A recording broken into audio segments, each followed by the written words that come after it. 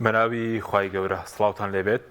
بەڕێزان لە بەرنامەی ئەمڕۆ سەر دوایین ڕوونکردنەوەی دادگای فیدراڵی دەکەین کە ئێوارەی ئەمڕۆ ڕوونکردنەوەیکی نوێی بڵاو کردەوە. لە ڕوونکردنەوەکەدا باز لەوە دەکات کە پێویستە پەلە بکرێت لە دروستکردنی هەژماری من بۆ مانگەکانی داهاتوو ئەوەی کە فریاکەوت کە هەژماری بانکی دروست بکرێت موچیان بۆ بخێت سەر هەژمارەکەی دیکە ئەوەی دیکەی کە فریا ناکەوێت بە کاش بدرێت. هەروە ڕوونکردنەوەیکی وەزارەتی دارایی هەرێمی شەبوو کە باز لەوە دەکات ئەو پارەی کە عێراق خەرجی کردووە 390 ملیار کورتینانی هەیە. لە بەرنامەی ئەمڕۆ سەرەوە دەکەین ڕوونکردنەوە نوێیەکەی دادگای فیدراڵی ئایا زەمانەتی موچەی تێدایە بۆ مانگەکانی داهاتوو دەبێت حکوومەتی هەرێم و دەسەڵاتدارانی هەرێم چی بکەن وەک سەرەوەش دەکەین ئایا بە داهاتی ناوخۆ و فرۆشتنەوەت بەتەنکەر ناتوانرێت ئەو بڕەپارەیە تەواو بکرێت کە بۆ موچە پێویستە لەگەڵ پرۆفیسۆر دکتۆر فازڵ نەبی بریکاری پێشووی وەزارەتی دارایی عێراق لە هەولێرەوە سەرم پرسانە دەکەین. کاکتۆر بەخێر بێن سوپاسیان بەدەبوون دەکەین لەگە سەرەتا سەرنجی بەڕێز بزانام لەسەر ڕوونکردنەوەکەی دادگای فیدراڵی کە ئێوارەی ئەمڕۆ ڕوونکردنەوەیکی نوێی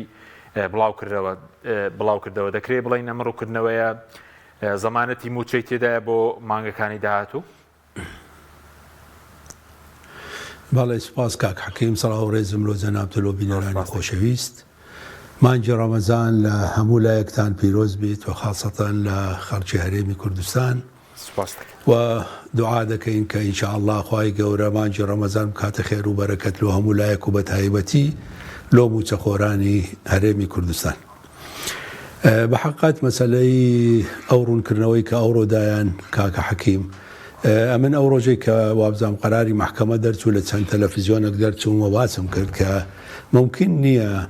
بە مانگێک بتوانێت و هەژماری من لۆ ئەو هەموو کارمەندە بکەیەوە ئەو هەموو چەخۆرە کە تقریبان 1,200,000 بەجێری ئەو معلوماتی کە گوێمان لێ دەبی ئەوە طبعا لۆ چونکە حقیقەتەن ئێمە دەبێ بە علمیانە و بە منطق بیر بکەینەوە نەک بە عاتفە. هەندێک خەڵک ممکنە ئەو قسانەی منی پێ ناخۆش بوو بەڵام من ئەو کات گوتم ئەوە ممکن نییە باوەڕ بکە 4 مانگ تا 6 مانگی پێویستە ئەگەر هەردوو حکوومەت زۆر تەنسیق بکەن لە بینی خۆیان و زۆر تەعاون بکەن هاوکاریەکی باشی یەکتر بکەن ئەنجا بتوانن لە خلالی 4 تا 6 مانگە شتە بکەن. بەداخەوە طبعاً وەزیری داراییش ئەو کاتە طبعاً قسەیەکی کرد لە پەرلەمانوتی ئێمە بەس ئەو مانگە یعنی مانگی دوو موچەکە وا دەنێرین بە پارەی نەختینە بەڵام لە مانگی سێوە ئەگەر هات و حساب نەکرابیتەوە لۆ هەموو موچەخۆران لە بانکە حکوومیەکانی عێراق ئەو ئێمە هیچ پارە نانێرین. ئەمن ئەوەشم طبعاً وەڵامدایەوە چونکە لەگەڵ خۆی قسەم کرد کاتی خۆی ئەوەشم وەڵامی خەڵکدایەوەتم نامطمئن بن ئەوە تەنها قسەیە عەمەل شتێکی ترە لۆیە لەوە مەترسێن کە معاشی مانگی سێ ڕابوەستیت. ئەو کات طبعاً کاکە حەکیم دیسان داوام لە لایەنە سیاسیەکانی هەرێمی کوردستان کرد کە پێویستە حرەکە بکەن لە بەغدا لەگەڵ حکوومەت لەگەڵ لایەنە سیاسەکان لەگەڵ ڕئیسی محکەمەی ئیتیحادی لەوەی ئەوان تێبگەن کە ممکن نییە بە مانگەک ئەو هەموو هەژمارە بکرێتەوە و ناشکرێ موچەخۆرانی هەرێمی کوردستان ببنە زەحیە لە بینی ئەو دوو ئەو قەرارانە پێویست بە حرەکە دەکات. خۆشبەختانە ئەوڕۆ محکەمەی ئیتیحادی خۆشیان دەرکیان بەوە کرد کە ممکن نییە لە خەلالی مانگەک ئەو هەموو هەژمارە بکرێتەوە و ئەسڵی ینی لەبیرمان نەچێت کە ئەسڵی قەراری ئەوان ئەوەیە کە دەبێ ینی قاعدە عامەکە دەبێ موچەی موچەخۆرانی هەرێمی کوردستان وەکو موچەخۆرانی تری عێراق سەرف بکرێت ئەوە قاعدە ئەساسەکەیە ینی لۆ قەرارەکە ئەوەی تر ئالیاتە لۆیە ئالیات نابی ببیتە سەبەبی ڕاوەستانی ئەسڵی قەرار ئەنجاوان خۆشیان دەرکیان بەوە کرد ئەوڕۆ وا پێدەچی ڕوونکردنەوەیەکیان داوە ئەمن کاتی خۆی باسیشم کرد طبعاً ئەو قەراری محکەمەی ئیتیحادی تاریخی تێدا نییە کە کەی دەبێ هەژماری من بکرێتەوە دەڵێ دەست پێ بکرێ هەژماری من بکرێتەوە ئەو کات پارەکان لە ڕێگای هەژماری من سەرف بکەن. ئێستا خۆیان لە ئەوەی زیاتر با بڵێن بەرچاوڕوونی بدەنە هەردوو حکوومەت خۆیان ڕوونکردنەوەیکی زۆر باشیاندا و بە حەقیقەت ڕوونکردنەوەکە لە مەسلحەتی موچەخۆرانی هەرێمی کوردستانە ئەویش ئەوە بوو کەوتیان دەست پێ بکرێ هەژماری من بکرێتەوە حسابەکان ئەوەی کە دەکرێتەوە لەسەر هەژماری من پارەکەی لۆ سەرف بکەن ماتەبەقی بە نەقدی لۆیان سەرف بکەن تا ئەو کاتەی هەموو موچەخۆرانی هەرێمی کوردستان حساباتیان لۆ دەکرێتەوە ئەو کات لە ڕێگای حساباتەوە سەرف بکرێت. ئەو طبعاً ڕوونکردنەوەیە هەمومان مطمئن دەکات دڵنیامان دەکاتەوە لەوەی کە بە هیچ شێوەیەک موچەی موچەخۆرانی هەرێمی کوردستان لەمە دوا ناوەستیت بەو شکلی کە هەیە دێت ئینشاء الله تا ئەو کاتەی هەموو هەژمارەکان دەکرێنەوە. بەڵێ یعنی زمانم بڕیارە بۆ مانگەکانی داهاتوو کاکتۆر واردو لاشی پابند کردووە کە دەبێ هەژماری بانکی ئەو ڕوونکردنەوەیە ئەوە بڕیار نەبوو تەناویستیان ڕوونکردنەوە لەسەر بڕیارەکەی خۆیان بدەن. باشە ڕوونکردنەوەکە لەوە بوو کە بڵێن خەڵکی کوردستان بێ ئومێد مەبن موچەکانتان دێت مانگانە و تا ئەو کاتەی هەژماری من دەکرێتەوە ئەنجا ئەوە پێویست بەوە دەکات کە تەنسیق و تەعاون لە بینی هەردوو حکوومەتی هەرێمی کوردستان و حکوومەتی بەغدا دەست پێ بکات سەبر دەست پێ بکەن ئەو حساباتە بەنکیانە بکەنەوە یان ئیسیفادە لەو هەژماری من بکرێت کە ئێستا لە کوردستان کرایتەوە ئەنجا چ حکوومەتی بەغدا اعتراف بەو بانکانە بکات چونکە بانکەکان لەلایەن بانکی ناوەندی عێراقیەوە معتەرەفن کاکە حەکیم لۆیە دەکرێت اعتراف بەو بانکانە بکاو ئەو هەژماری منانە ینی پارەکان تەحویلی ئەو هەژماری منە بکات ئەگەر اعتراف بەوە ناکات دەکرێت تەعاون بکرێت لە بینی ئەو بانکانەی هەرێمی کوردستان لەگەڵ بانکە حکوومیەکان ڕەشید و ڕافیدەین لە بەغدا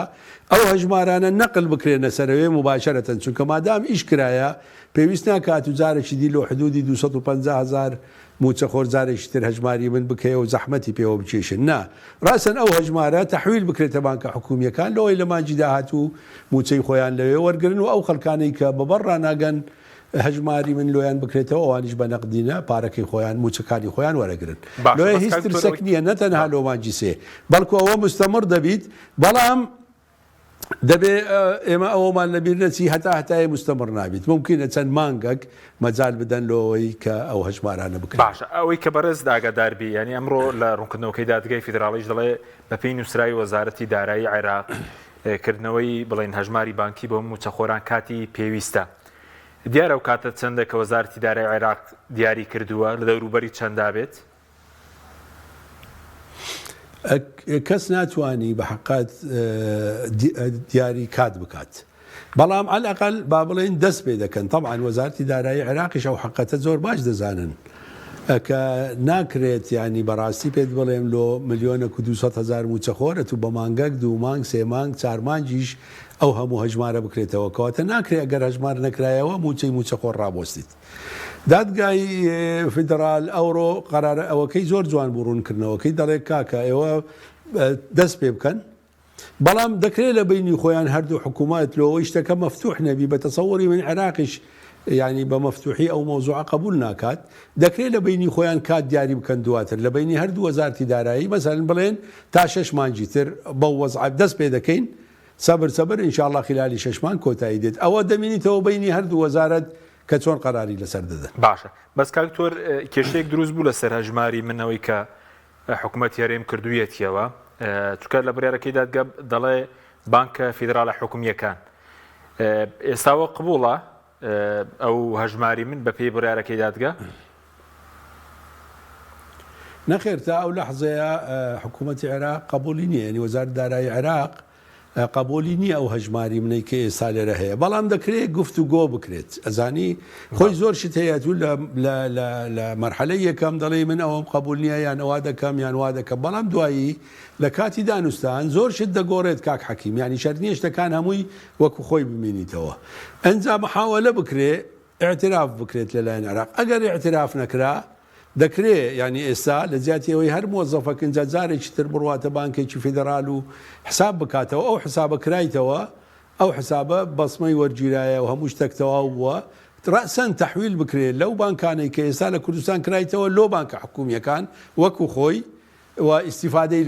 لێ بکرێت لەبەر مەسەلەی وەقت چونکە مەسەلەی وەقت بە حقەت لە مەسلحەتی حتا ڕوونکردنەوە کەش نییە چونکە ڕوونکردنەوەکە دیاری نەکردێت تاکەی بەڵام بەتاکید حکوومەتی عێراق دێتلاینەکی لۆدا دەنێت تاریخەکی لۆدا دەنێت لەگەڵ حکوومەتی هەرێم کە دەبێت لە خلالی ئەو مدەیە تەواو بکرێت باشتر ئەوەیە کە ئەو تەعاونە بکرێت ئەو لە بینی ئەو بانکە ئەهلیانە عفوان کە لە هەرێمی کوردستان هەژماری منیان لێکرایتەوە تەحویل بکرێت مباشرەتەن لۆ بانکە حکوومیەکانی عێراق ئەوە ئاسانکاریەکی زۆر دەکات لۆ موچەخۆران و گرفتی مستقبلی دروست نابیت ئینشاءالله. باشە کاکتۆر باز دۆکێک تا ئێستا زانیرە دروستە کە حکوومەتی هەرێم ڕەزامەندی نەدابێت لە سەرکردنەوەی لقی بانکی بڵێن ڕەشید و ڕافیدەین تاکو ئێستا ڕەزامەند نییە؟ والله ئەزانی کاک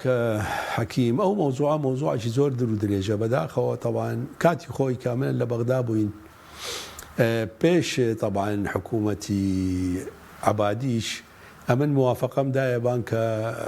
بەفکرم دەیە لە 2012 و 2012 موافقەم دایە هەردوو بانکی هەموو بانکەکانی حکومی وەڵا نەک تەنها ڕەشید و ڕافیدەین بەڵکو زراعی و سەناعی و عقاری و هەموویان لۆی بێن لە هەرێمی کوردستان لەقەکانیان بکەنەوە موافقەتەکە لە عێراق درا بەڵام بەداخەوە ئەو کات وەزارەتی دارایی هەرێمی کوردستان یعنی نەوع ئێترازێکی پیشاندا و جۆرێک لە کێشە دروست بوو نەکرایەوە لە 2015 جارێکی تر کە بەڕێز کاکوشار زێباری وەزیری دارایی بوو موافقەی دایە بانکەکان کە جارێکی تر بێنەوەی فڕۆعیان بکەنەوە لە هەرێمی کوردستان ئەو کاتیش بەداخەوە هەندێک مەشاکل دروست بوو و دیسان قەرارەکە جێبەجێ نەکرا بە حقیقەت مەسەلەی کردنەوەی بانکەکان لە مەسلحەتی هەرێمی کوردستان و لە مەسلحەتی موچەخۆرانی هەرێمی کوردستانە بە تەسەووری من لەو فترەی ئەخیر حکوومەتی هەرێم موافقەی کرد بەڵام کێشەیەکە بوو بە حقیقەت لە بینی بەغدا و هەرێم ئەویش ئەوە بوو کە زۆربەی بانکە با بڵێن حکومیەکان دەیانوت ئێمە کاتی خۆی مەوجوداتمان هەبووە لە هەرێم عقاراتمان هەبووە ینی مەسەن مەقەڕی بانکمان هەبووە شتمان هەبووە پێویستە ئەوانەمان بدرێتەوە ئێمە کاتی خۆی قسەمان لەگەیان کرد گوتمان کاکەوەش زۆر مشکلە نییە ئێوە دەتوانن هەندێک جێگا بەکرێ بگرن تا ئەو کاتێک کە دەتوانن با بڵێن مەقەڕ لۆ خۆتان دروست بکەن بە تەسەووری من ئەو وەزعە نابی ئەمە ڕەبتی کەین بە مەوزوعی کردنەوەی بانکەکان چونکە کاکە حەکیمکردنەوەی بانکەکان بە شەو ڕۆژێک نابی ینی گڵاسێک ئاو نییە لە پێش تووڕاستەن بیخۆیەوە کاتی پێویستە ئەو مەوزوعە لۆێ با خۆمان بەوە ڕەبت نەکەین ئۆکەی ئەوەش بکەین بەڵام بازارێ ئێمە ئیشەکەی تر بکەین لەوەی موچەی موچەخۆرانی هەرێمی کوردستان تەگەرەی تێنەکەوی لە باشە بەس کاکتۆر بۆچی لە سەردەمیەوەش ئێوە قبولتان نەبوو هەژماری بانکی لە بانکی هەلی بێ مەسەلەن کە بەڕێزی بریکاری وەزارەتی دارایی عێراق بووی پەیوەستە بە چی ینی بۆ نمە جیاوازی چێگەر هەژمارەکە لە بانکێکی حکومی بێ یاخود هەلی بێت بە حقیقەت کاتی خۆی کە من بریکاری وەزارەت بووم بانکە ئەهلیەکان زۆر گلەییشان لێکردین و شکایەتیشان لێم کرد لای ڕئیسی وزەرا چونکە من ڕێگام لەدا بە هیچ شێوەیەک کە هەژماری من ئەوەی عێراق ینی باز دەکەم لە بانکە ئەهلیەکان بکرێتەوە لۆ احترامم لۆ هەندێک بانکی ئەهلی بەڵام بانکە ئەهلیەکانی تر زۆربیان وەکو دوکانە کوابوون تەنها دەیانویست لە مزایدەی دۆلار استیفادە بکەن و بچن دۆلار بکڕن و دۆلار بفرۆشنەوە هیچ ئیشێکی بانکیان نەدەکرد وەکو بانک لۆیە ئەمن ڕێگام لەدا دووش خاڵی دووەم دەزانی مەسەلەی ڕاتب موەزەف لی مەسئول نابی حکوومەت لی مەسئولە زانی سبەی ڕۆژێ ئەگەر ئەو پارانە لە حکوومەتیشەوە تەحویلی ئەو بانکە ئەهلیانە کرا بانکە ئەهلیەکە ئیفلاسی کردیان هەر مشکلەیەکی توش بوو کارمەندەکە ینی موچەخۆر موچەی خۆی لە حکوومەت دەوێتەوە جارێکی تر واتە حکوومەت زەرەر دەکات و زۆر لەو بانکە ئەهلیانە تووشی ئیفلاس بوو نەگەر تەماشای بکەی ئەوە هەندێکیان عادەی نەزەریان لێکرایتەوە هەندێک تووشی هەندێک عقوباتی ئەمریکی بوون و ئەو شتانە لۆیە حکوومەتی عێراق ترسی هەیە لەوەی کە ئەگەر هاتو ئەو پارەی خستە ئەو بانکانە مطمئن نییە لەوەی کە دواتر دەزرێتە موچەخۆرەکان ممکنە لە بانکێکیان لە دوویان لە سەیان تەگەرە دروست ببی ئەوە مشکلە ڕئیسەکەیە لۆیە ئەمەنیش کاتی خۆی بە حقات هیچ موافقەیەکم نەداوە هەموو ئەو حساباتانەی کە کردمانەوە لە بانکە حکومیەکان بوو بە تایبەتی ڕەشید و ڕافیدەی باشە بەس کاکتۆر لەو کاتێک کە بڕارەکەی دادگای فیدراڵی دەرچووە دەبیستویەکی دووەوە بەڕێز هەر لەو ڕۆژە وتت پێویستە بەرپرسانی هەرێم پەلە بکەن وەفدێک بڕۆن بۆ بەغدا ئەمڕۆ 21 ڕۆژە بۆچی و هیچ هەنگاوێک نەنراوە ئایا بڕارەکەیان قبول نییە ئەگەر قبولیان هیچ بەدیلێکیان هەیە؟ نامەسەلەی قبول لەبوونی بڕیار بە حقات بڕیار کە دەرچوو لە محکەمەی ئیتیحادی ئەگەر حکوومەت پێشی ناخۆش بی مشکلەکەوەیە دەبێ هەندێک بڕیار هەیە هەندێکیان دەبێت جێبەجێی بکاتوە ئەیلا دوایتر تووشی تەگەرە دەبیەک لەوانە مەسەلەی موچە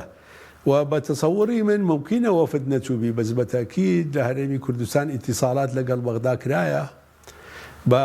شکلین ئەو بیاخەر لۆیش با بڵێن وەزارەتی بانکی فیدرال ئافۆن ینی دادگای فیدرال ئەو ڕوونکردنەوەی دا بە تاکید حرەکەیەک دەبی کرابی لە خۆیانەوە ناکرێ ئەو ڕوونکردنەوەیان دابیت. لۆیە حرەکە کرایە و دەبی حرەکە بکرێت دائیمەن و ئێمە دەبێ مستەمر بین لە مەسەلەی دانوستان لەگەڵ بەغدا، دەبێ مستەمر بین لە مەسەلەی یەک هەڵوێستی و یەک دەنجی هەموو لایەنە سیاسەکان لە هەرێمی کوردستان. چونکە هەمومان زۆر باش دەزانین کە حەکیمە من زۆر لە بێژی شێلە گەزە نابیشت باسم کردی ساڵ و نیوەک پێشێستاوان پلانەکیان هەیە لۆ لاوازکردنی هەرێمی کوردستان دەبێ پێشی لێ بگرین و لە عینەن وەخت بتوانین موچەخۆرانی هەرێمی کوردستانیش دابین بکەین، یعنی دەبێ ئەو دوانە هەردووچی بە نەزەری ئەتیبار وەرگرین بە یەکەوە. ئەمن حقەتەن هەندێک گلەیم لە برادرانی خۆشمان هەبووە چونکە لە محکەمەی فێدەرال کاتی دەرچوونی قەرارەکە ئەو دیفاعە نەبووە کە پێویست بوو هەبیت بە حقیقات ئەوەی کە من بەدوواداچوونم لۆی کرد وەیلا دەکرا قەرارەکە بە شێوەیەکی دەربچێت هەم موچەخۆر موچەی خۆی وەرگریت و هەم هەرێمی کوردستانیش تووشی با بڵێن ئەو ناخۆشیە نەبیت قەرارەکە بەو شکلە دەربچیت. بەڵام بەداخەوە برادرانی کە لەوێ بوونە دیارە نەیانتوانە ئەو دیفاعی کە پێویستە بیکەن. بە هەر حاڵ ئێستا قەرارەکە دەرچووە دەبێت تەعامل لەگەڵ قەرارە بکەین، بەڵام خۆشبەختانە ئەو ڕۆڕوونکردنەوەکەی محکەمەی فیدرالی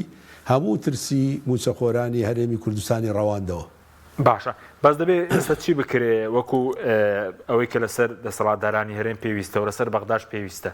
دەبێت چی بکرێت لەمڕۆوە بۆی کە بڵێن ڕوونکردنەوەکەی دادگای فیدرالی دەڵێ بە پەلە دەڵێ ئەژماری بڵێن بانکی دروست بکرێت دەبێت چی بکرێت بەرپرسیارەتەکان چی؟ بەتەسەوەری من دەبێ حرەکە بکرێت ئینجا چه حرەکە لە مستەوای سیاسی گەورە بیت باڵا بیت چ لە مستەوای هەردوو حکوومەت بیت چ لە مستەوای هەردوو وەزارەتی دارایی بیت طبعاً دەبێ حرەکە بکرێت لۆەوەی کە دەست بکرێت بەکردنەوەی با بڵێن هەژماری من لۆەوەی مەشاکلی مستەقبەلی توش نەبین و ئەوەی من معلوماتم هەبی وەزارەتی دارایی هەرێم دیارە ئیتیساڵی هەیە لەگە وەزارەتی دارایی عێراق لۆەوەی داوایان لێیان کردی ئەو هەژماری منە کە کرایتەوە لە هەرێمی کوردستان ئاعترافی پێ بکەن باعتیبار ئەو بانکانە ئەسڵ خۆشیان معتەرەفن معتەمەدن لەلایەن بانکی مەرکەزی عێراقیەوە لۆیە کێشە دروست نابی. ئێستا لە دانوستانن بە تەسەوەری من نەوع دانوستانێک هەیە بینەوعینەوە ئاخر بەڵام بەو شکلە نییە کە دەبێ بەڕاستی بە گەرمی و بە توندی و بە سەریعی حرەکە بکرێت لەسەر ئەو مەوزوعە لۆی خوانەخواستا لە مستەقبل مشکلی تر بێتە پێش. لەو ڕۆژاندا قسەت لەگەڵ وەزیری دارایی کردووە هیچ بۆ پرسی موچە هیچ پەیوەندێکتان هەبووە لەو ڕۆژە؟ بەڵێ ئیتیساڵم هەبووە ئیتیساڵێکی ینی خۆش و لە ئیتیساڵەکەش تەوان داوام لێ کرد کە لەبەر ڕەمەزانیش بیت موچەی موچەخۆران بدرێ ئەوانیش بەڕاستی مووقیفیان خراپ نەبوو مووقیفیان ئیجابی بوو. بەڵامە تو دەزانی مشکلەی وەزارەتی دارایی عێراق مشکلەکە لەوەیە ئەوانیش گرفتاری با بڵێن مەجموعەیە قەراراتن چ قەراراتی لە حکوومەتەوە بی مەجلیسی وزەراوە چ ئەو قەرارەی کە لە محکەمەی ئیتیحادی دەرچووە ئەوەیە مشکلە. یعنی هەندێک قەرارات هەیە تەحەکوم بە حرەکەی وەزیر و وەزارەت دەکات دەزانی لۆیە با بڵێن باش بوو ئەوەی کە کرا خراپ نەبوو لەوەی ئەو مشکلەیە چارەسەر ببی و من بەڕێز وەزیری دارایی باش دەناسم کاتێکا و قسەشی کرد لە پەرلەمان کەمانجی سێ ئەگەر هەژماری من هەموو نەکرێتەوە پارە نادەین من ئەو کات بە چەند تەلەڤیزیۆنێکم گوت نەخێرەوە تەنها قسەیە ئینشاءالله لە ناحیە عەمەلیەوە وانابیت ینی ئەو چی چارەسەر دەبیت. ئەوان ملتەزمن بەو قەراراتەی کە دەرەچی ینی ئەتوش وەزیر بی و ئەمنیش وەزیر بم کاتێک کە هەندێک قەرارات دەرەچی ئەتوو ملتەزم دەبی پێی ینی تر چارەی ترت نییە دەبێ بە جۆرەی ئەو قەرارانە ئیش بکەی وە ئیلا تووشی بەرپرسیارەتی دەبی لەو ترسا ئەوانش ئیشی خۆیان دەکەن بەڵام وەکو مووقیفیان خراپ نەبوو بە حقیقەت مووقیفیان ئیجابی بوو. باشە کاک تۆ سەبارەت بە ناردنیە و 560 میلیارە کەمڕۆ وەزارەتی دارایی دەڵێ نەگەیشتووە وەزیری داراییش ڕاگەیاند وەزارەتی دارایی ڕوونکردنەوەی وەزارەتی دارایی عێراق دەڵێ پارەکەمان ناردووە ئەو چۆن دڵنیا دەبنەوە گەیشتووە نەگەیشتووە و بڕەپارەیە؟ بە حقیقەت پارەکە دەخرێتە سەر ئەژماری حسابی با بڵێن وەزارەتی دارایی حکوومەتی هەرێمی کوردستان. ئەمن دوێنێ لیقاکەم هەبووتم بەڵێ پارەکە دێت بەڵام مشکلە لۆ با بڵێن موچەخۆرانی ئەمنی دەستگاکانی ئەمنی دروست دەبیت لەبەرەوەی ناوەکان نەچوونە لیستەکان نەچوونە بێزگە لەوەش ئەوان ملاحەزاتیان ممکنە زۆر لەسەر ئەو جانبانە هەبی وەزارەتی پێشمەرگەیە دەستگا ئەمنیەکانی ترن ئاساییشە و إلى آخره ترسم لەوان هەبوو کە وتم ترسم هەیە ئەو پارەیە نانێرن ئێستا ینی ئەوەی جزئی یەکەم کە جانبی مەدەنیە با بڵێن موچەخۆرانی مەدەنی زائد خانەنشین و زائد ڕعای ئیجتیماعی کە بە جۆرەی ئەو لیستانەی کە چووە دیارە لە لای ئەوان 560 ملیار بووە ئەوەیان سەرف کرد و بە یەک گوژمە ممکنە بە یەک گوژمە سەرف نەکرایە نا کاکە حەکیم دەبێ هاتبێکم جار مەسەلنی خانەنشینان سەرف کرایە دەبێ گەشت بێ بەڵێ دەبێ گەشت بێتە هەولێر دەبێ خراپیتە سەر بەڵێ دەبێ خراپیتە سەر بانکی ینی حسابی برادرانی ئێمە لە وەزارەتی دارایی چونکە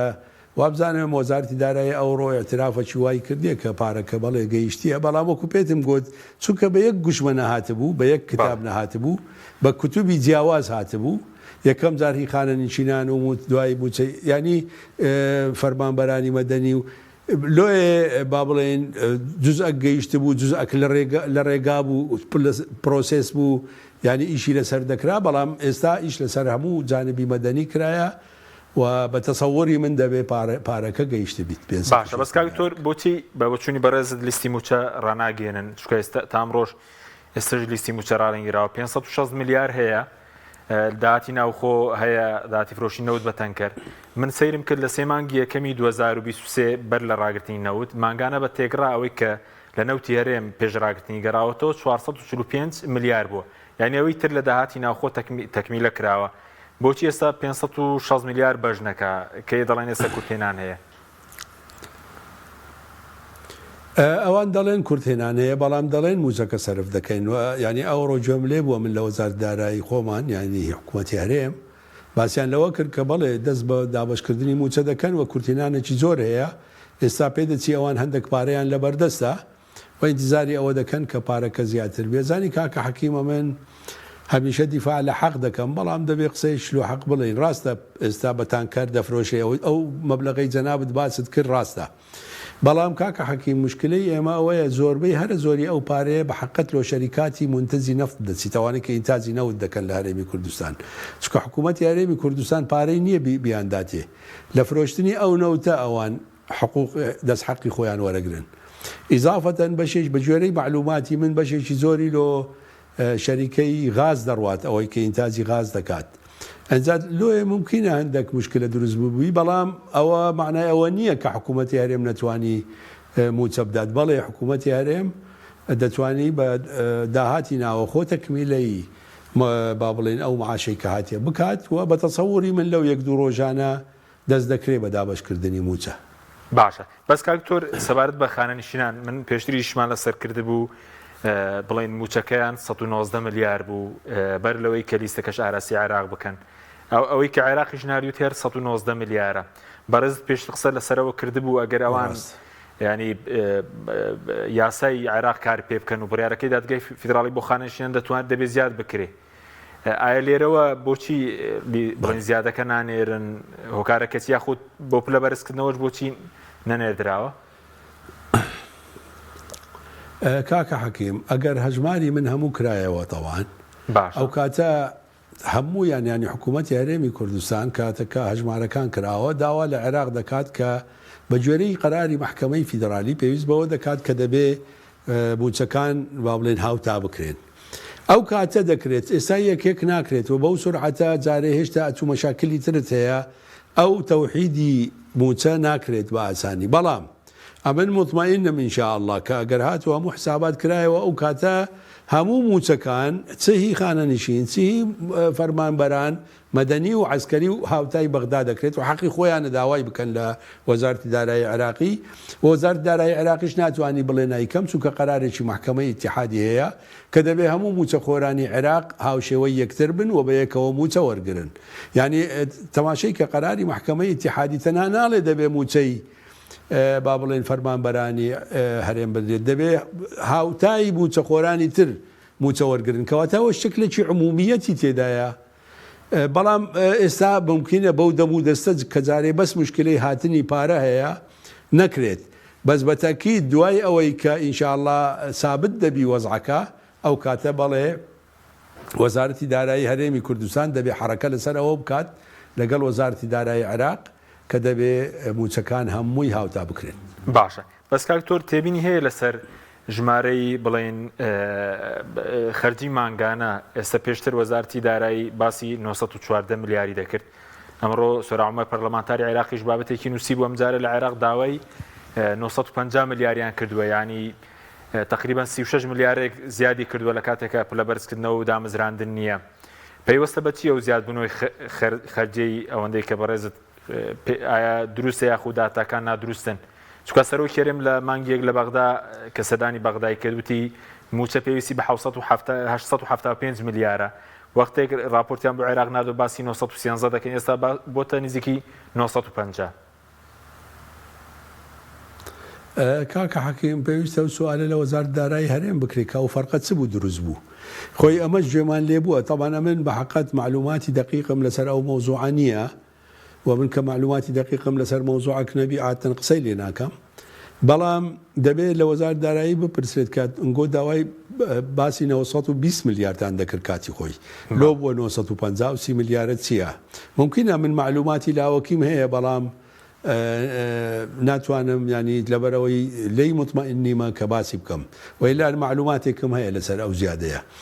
لە 875 ملیارەکەش کاکە حەکیم نا ئەوە 875 ملیارەکە موچەخۆرانی هەرێم نییە بەڵکو تەخسیسی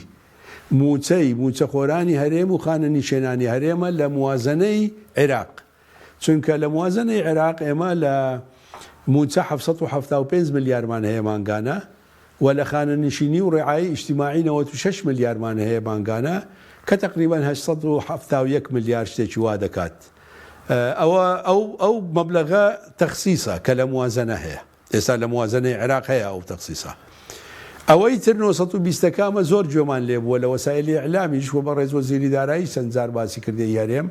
کە لە حدودی 920 ملیارمان پێویستە بەڵام لۆ بووە 950 ئەوە پێویستە سوال لە خۆیان بکرێت بزانین سەبەبەکە چ بووە. بەڵێ بەڕێز بڕات بداتاکان هەیە کە بەم شێوەیە بێت وەکو خوێندنەوە وەکو شارەزایەک وەکەوەی کە پێشتر لە عێراقیش بڵێن ماوەیەکی زۆریشتان کردووە. بەس ئەگەر سوالەکە ماوەسمێ بڕات بەو داتایانە هەیە داتای وەزارەتی دارایی هەرێم بێگومان لە عێراقیشەوە کەم کوڕی زۆرە بەس لەسەر هەرێم ئەوەی کە چوویتە بەغدا خۆشی ئەترافی پێکرد و بەڕێز وەزیری داراییش ئەترافی پێکرد بە حقەت تیم مەدەنی و خانەنشین و ڕێعایی ئیجتیماعی وەزیری دارایی عێراق خۆی ئەترافی پێکرد و بیناءن لەسەر ئەو داتایانەش طبعاً ئەو پارە ناردرایە 560 ملیارەکە لۆ ئەوە معتەرەفە هیچ مشکلەیەکی لەسەر نییە. باشە بادوا پرسیارم ینی لەمە دووە موچە بە تەواوەتی قەیرانی موچە کۆتایی پێدێ کاکتۆر و پێشبینی خۆت هەبوو ئەوەی کە پێویستی بە 4-6 مانگە چکاندێک کۆمپانیاشان لێرە لەگەڵ ڕافیدەین کار دەکەن دەڵێن وەکو ژمارە بانکێکە دەتوانن لە ماوەی مانگێکدا دروستی بکەن بەزەوەی کە پێوەستە بە بڕی موچە و معلوماتی موچە خۆران ئەوە دەبێ وەزارەتی دارایی عێراق بخاتە سەر ژمارەکە. کاکە حەکیم بە حقەت هەموو ئەو خەڵکانی کە باسی مانگەک و باسی 42 ڕۆژ و باسی ئەو مەوزوعانە دەکەن ڕاست نییە چونکە من خۆم زانی چیە ئینسانی ئەوەی خەڵکی کە لەناو بە عەمەلیەن لەناو ئیشەکە بووە و ئیشەکە بە خۆی دەزانی کە کووە چەند کاتی پێویستە فەرقە یعنی ئەمە نابێ عاتفی بین هەر برادرە قسەی کرد و ئیتر قبولی کەین و لۆ ناکەن و بیکەن و بە مانگەک نەخێر شتیوانیە من زوو گۆتیتم لە بینی 4 تا 6 مانگی پێویستە بەڵام درۆنکردنەوەی دادگای فێدرالی ئەوڕۆ هەمومانی دڵنیا کردەوە کە لەمە دووە موچە بە ئیستیمرار دێت تا ئەو کاتێ ئەو هەژمارانە دەکەنەوە کەواتە لەمە دووە ئینشاءالله ئەو مانجی ڕەمەزانیشە و تازە دوعاشمان کرد تۆزەک پێش ئێستا ئینشاءالله خوا دوعایەکەشمان قبول دەکات تەسەووری هەمومان ئەوەیە کە لەمە دووە ئینشاءالله موچە ڕاناوەستیت پێویستە دێت. بەڵێ ئەوەی کە بەرەزوتە دوایەوەی کەم کێشەی هەژماری بانکێ تاوا بوو پلە بەرزکردنەوەش دەست پێ دەکاتەوە یاخود ئەوانەی چاوەڕێی دامەزراندنن ئەوانی کە گرێبەستن.